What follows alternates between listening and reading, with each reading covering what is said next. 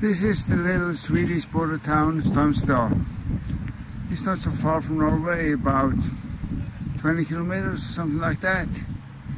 This way I'm here, and I'm here waiting for the ferry over to Sandefjord, which I told you in volume 1. Yes, but now I found another place, a little hill here, which I can overlook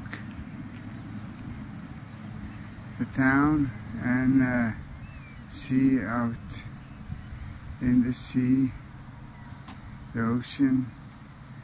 Well, I don't see the ocean, but I see, well, yes, out there is the ocean. I see all these nice islands and the shore. So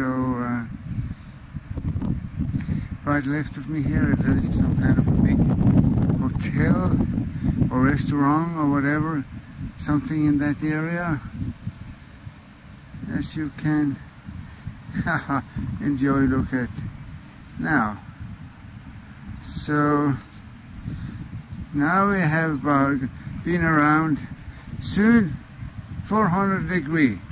I tell you to give a little extra for the audience, whoever it must be. Yes. These small boats here you can go on trips with, guided, and see the shore and the islands and stuff like that. Well, I don't know more right now.